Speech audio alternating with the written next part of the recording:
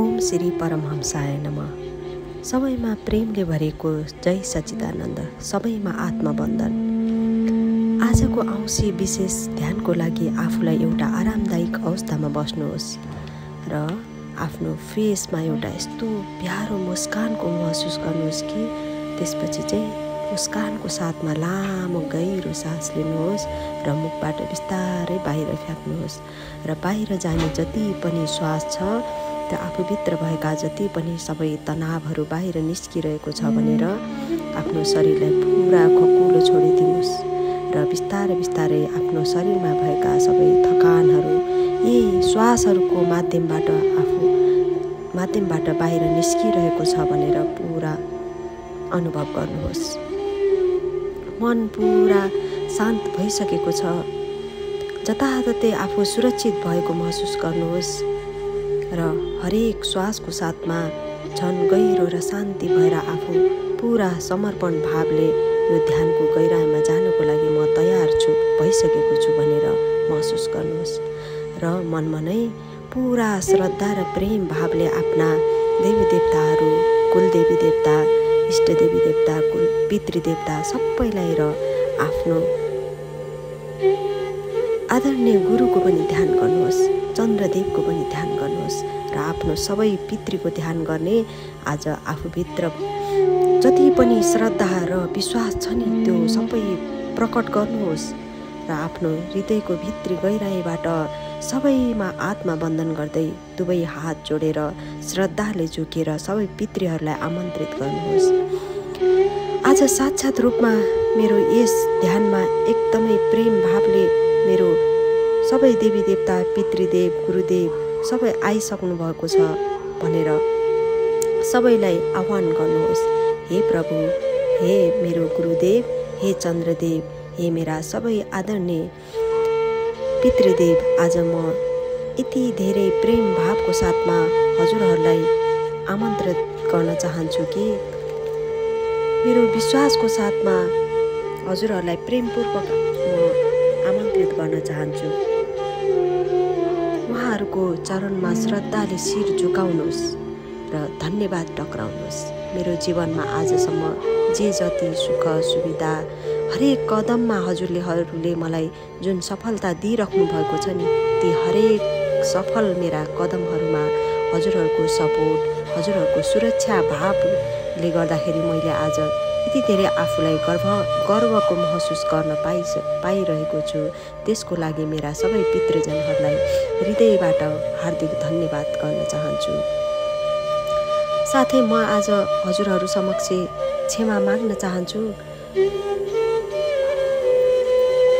मैले जान अनजानमा यदि मबाट वा मेरा जति पनि परिवारजनहरू हुनुहुन्छ, आफन्तहरू हुनुहुन्छ, सबै सदस्यहरूको तर्फबाट कुनै पनि गल्ती भएमा यो जन्ममा या पूर्व जन्ममा कुनै पनि भुलचुक भएमा कुनै पनि कारणले गर्दाखेरि मैले कहीँ कतै हजुरहरूलाई चित्त दुखाएको भए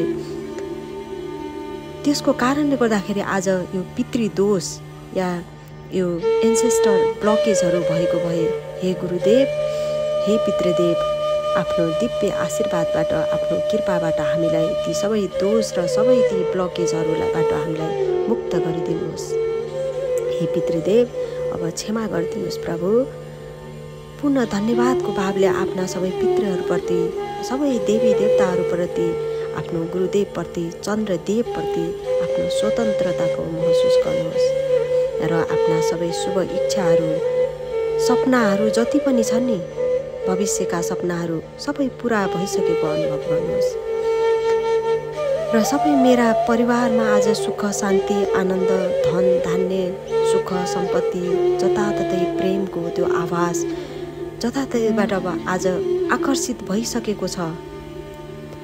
सबैमा परमात्माको आशीर्वादको अनुभव गर्नुहोस्। सबै आफूसँग भएको श्री सम्पत्ति, घर, गाडी सबैमा मेरो पितृका, मेरा जति पनि देवी देवताहरू हुनुहुन्छ सबैको आशीर्वाद आइसकेको छ। म ती हरेक पलको लागि मेरो प्रभु, मेरो परमात्मा, मेरो गुरुदेव, मेरा इष्टदेवी देवता, कुलदेवी देवता, मेरो पितृदेवलाई म यति धेरै धन्यवाद टक्राउन चाहन्छु। हजुरको यस दिव्य अद्भुत आशीर्वादको कारणले गर्दाखेरि म आज सुरक्षाको घेरामा बसिसकेको छु। मैले आफूलाई सुरक्षित महसुस गरिरहेको छु, शान्तिको महसुस गरिरहेको छु यो आत्मामा।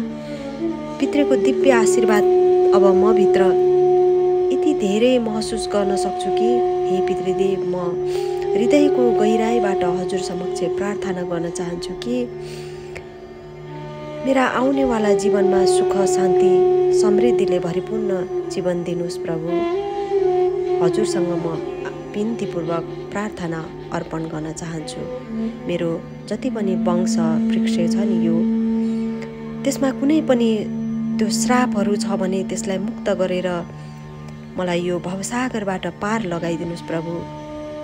साथै मैले आजसम्म जति पनि देवी देवताहरू, इष्टदेवी, कुलदेवी जतिलाई मैले मान्दै आएको छु नि, उहाँहरूले प्लिज मलाई त्यो जति पनि त्यो श्रापहरू छ नि तिनीहरू त्यो चाहिँ मलाई कटाउनको लागि चाहिँ भगवान सहयोग गरिदिनु होला प्रभु। ती कार्य पितृदोषका ती सबै कार्यहरूमा मलाई सहयोग गरिदिनुहोस् प्रभु। त्यो मुक्ति दिनमा सहयोग गरिदिनुहोस्। हजुरलाई धेरै धेरै धन्यवाद छ। सबै आत्माहरूसँग म क्षमा माग्न चाहन्छु, जुन आत्मालाई मैले सताएको थिएँ, जुन आत्मालाई मैले केही अपशब्दहरू बोलेको हुन सक्छु, जो आज मेरो पितृको रूपमा मेरा सफलतामा मलाई अड्किरहेका छन्। मेरा जति पनि कार्यहरू, ती सबैको लागि म पितृजनहरूप्रति मेरो हृदयको गहिराईबाट क्षमा माग्न चाहन्छु र परिवारको तर्फबाट पनि म क्षमा माग्न चाहन्छु। प्रभु क्षमा गरिदिनुहोस्, क्षमा गरिदिनुहोस्।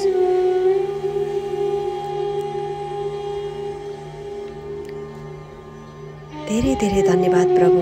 हजुरले आजसम्म यति राम्रो मेरो जीवनलाई हराभरा बनाइदिनु भयो, क्षमा गरिदिनु भयो। यसको लागि म हजुर समक्ष यति धेरै धन्यवाद टक्राउन चाहन्छु। प्रार्थना गर्नुहोस्। प्रार्थनामा यति शक्ति छ कि ढुङ्गालाई पनि पगाल्न सकिन्छ।